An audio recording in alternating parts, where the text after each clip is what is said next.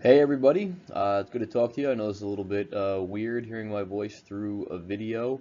Like I said in that last email I sent out, I wanted to send you this kind of general tactical shape presentation so you all can be as familiar as possible with the shape and the idea of the positions and where you all might be playing. So sit back and enjoy. This is something you can kind of refer back to throughout the summer as you're training with your teams and training on your own. Focus on what kind of specific positional ideas we're going to need from you, technical output we're going to need from you, tactical decisions we're going to need from you. So something you can refer back to throughout the summer.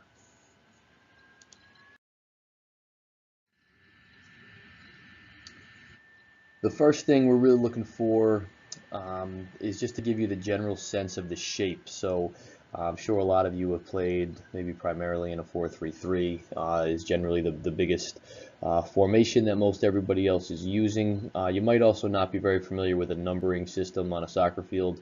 I know we have some basketball players out there who I know you're familiar with that from the basketball court, but we're going to refer to these positions by the numbers generally, especially in the midfield and the forwards. So it's going to be important to know what the difference between a 6, 8, and a 10 is, the nines, and all that kind of jazz as we go forward. So one is the goalkeeper. The back line is 2 through 5. I don't really know why they came up with a numbering system where they went from 2 and then 4 or 5 for the center backs and then 3. But anyway, so we will look from there. And the central midfielders, the 6, 8, and the 10. The 10 being the attacking player, the 6 being the holding player, and then 8 being more box-to-box type midfielders with kind of more fitness demands as we go forward. And then the forwards are the 9s. All right, so that's the general shape. You can see it's pretty narrow. We're going to get a lot of width from the outside backs. We'll get into all of that, but we want to really clog up the center of the field so that we can win the ball and get forward quickly.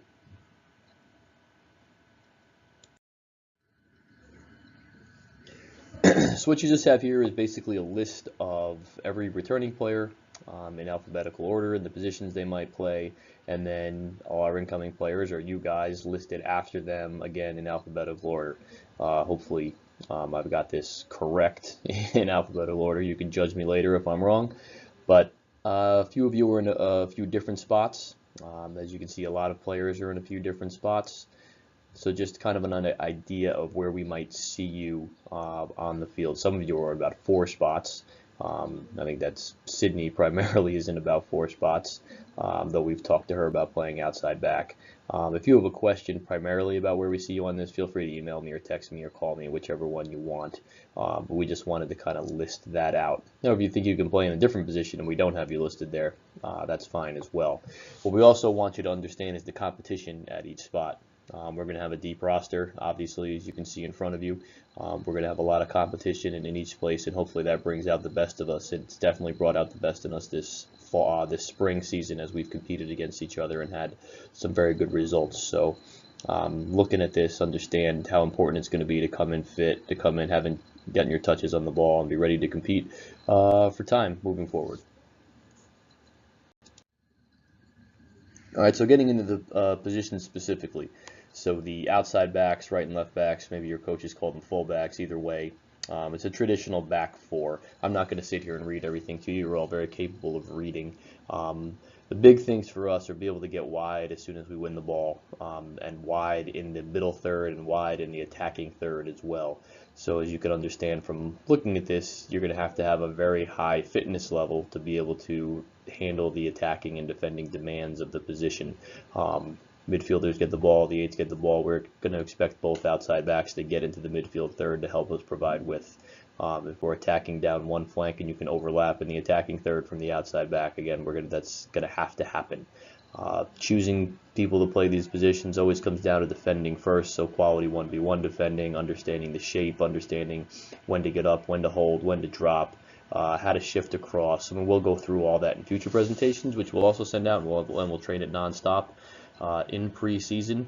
But again, we want you to understand those demands. So whenever we're picking defenders, we're primarily looking at their defensive abilities first. But all of that being even, it's then how well you can get us forward and how well you can help us be dangerous.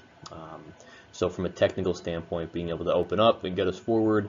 From a tactical standpoint, making sure that when you open up, you see the forward options, but you still understand where the center backs and the 6s and the 8s are to help us play through the middle. And the ability to serve a dangerous ball from the, anywhere from the end line to 40 yards out if need be. All right, so moving on to our center back position now. Again, you'll be able to read through all that. It's not too much different. One thing that we will ask our center backs to be able to do is to step forward and win balls and continue getting forward. So it's not generally the most attacking position on the field, but if there is space to continue to move forward, we want you to be able to do that. If you can become a playmaker out of the back, then fantastic. We don't want you to be necessarily 1v1 20 yards from our own goal, throwing step overs to beat people. But when there's space to get into, we want you to get into it fast. We've been working a lot with that with our center backs this spring. Obvious things like strength, winning aerial balls, being able to win any kind of tackles really, and then organization. It's kind of standard things from center backs. Be able to communicate loud, getting your team up, getting your team together, making sure that we're a tight, compact unit. We've always been a very good defensive program. Obviously, we'll continue to make that a priority, and how we can organize from that is huge, not just within our line, but with everybody in front of you as well. All right, so moving into the holding central midfielder. In years past, this has been a difficult position for people to kind of get, I guess, to use that simple term, because they always want to do too much. I'm going to end this presentation with talking about the importance of just doing your job, of understanding your role and what that means for the program. We want the 6 to sit in that space. We want them to slide side to side. They can step forward and win balls. They can be a deep-lying playmaker, but they need to always occupy that space. A lot of times they'll play it wide and just shift. They'll play it forward and just slot in behind. We've done a good job again this spring of holding in that spot, but we don't want people to feel like they have to do more. A lot of times people feel like, oh, they're not running enough, they're not getting enough shots, all that kind of stuff. That's not the job of the 6. The 6 is to be a deep-lying playmaker, eat up the space on counterattacks, eat up the space in the attacking third, help us win the ball through interceptions, and then keep it. Okay.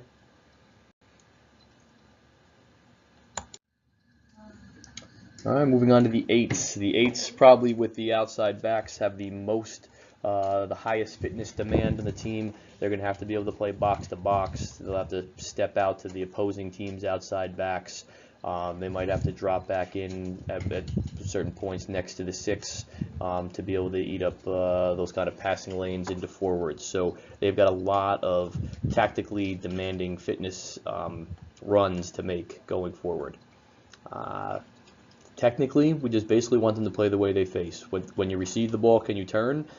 Can you open up? Can you help us get forward? If you can't, can you play the way you face and hold them off? Just quick movement of the ball, a lot of interplay with the 6s and the outside backs, as well as with the 10s and the 9s. Again, there'll be overlapping runs from the 9s. They'll be supporting as the forwards are playing their back to goal to make sure that they're there, and then combining with the other 9. So again, a lot of quick, decisive first touches, taking them into space, knowing where they're going to play early, being able to come back and double down. So a lot of what you're reading in through there, we'll train this. Obviously, we'll train it throughout.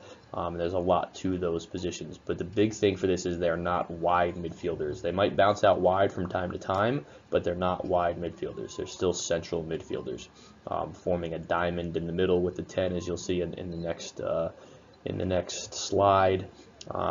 It's not a rigid diamond. Obviously, it's flexible. It'll move. It'll bounce wide. It'll be overlaps and things like that. But they're central midfielders. All right, we add the 10 in here. 10's that kind of attacking central midfield player. A little bit of flair on the ball, a lot of creativity, being able to take people on the dribble as well as play in combination. Physical here is a lot about quickness and fast bursts, being able to run past defenders, being able to combine at speed and play between the lines. That's kind of, hopefully that's a term you've heard before, but trying to find that space in between the midfield line and the back line, avoiding the other team's holding player so that we can get you into space, get you turned up, and playing a lot of three-person combinations with the other nines, or four-person combinations with the near side eight, or the outside back coming around. But ideally here we've got somebody defensively who is going to make it difficult to switch through the holding player. And they kind of a very specific defensive role. Again, we'll train it a lot in preseason, but any kind of central ball, any kind of switching ball should be very difficult. That's their primary defensive responsibility, and then help intercept balls, tackle, and get us forward. They're very, very important in the counterattack, which the way we're set up, we should be able to set up those often to find the 10's feet, get us going forward quickly.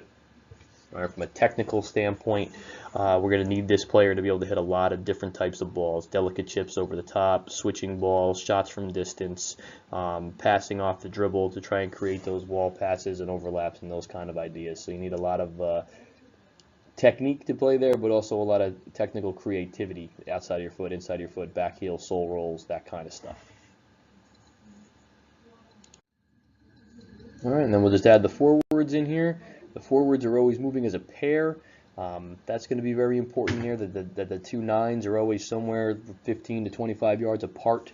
They will be able to run channels as we come through here. If that's not a term that you're familiar with, you'll become familiar with it. But be able to bend yourself out wide and try and get in the gaps between the center backs and the outside backs. There'll be a lot of interplay here between the nines and the 10s, of the nines checking back and the 10 getting high. But obviously from forwards we want finishers. We want people who can help us create dangerous scoring opportunities. Not anything you don't know already. But again, from a defending standpoint, these are going to be our first defenders. We're going to have you'll see in another slide or two, a very specific area where we want them to defend to make sure that they're preventing the opponent's center backs from getting forward, making it very difficult to switch along the back line, and forcing them to either hit long balls or try to force the ball into tight areas so that, again, we can win it in the middle with our compact midfield shape and then get forward quickly on the counter.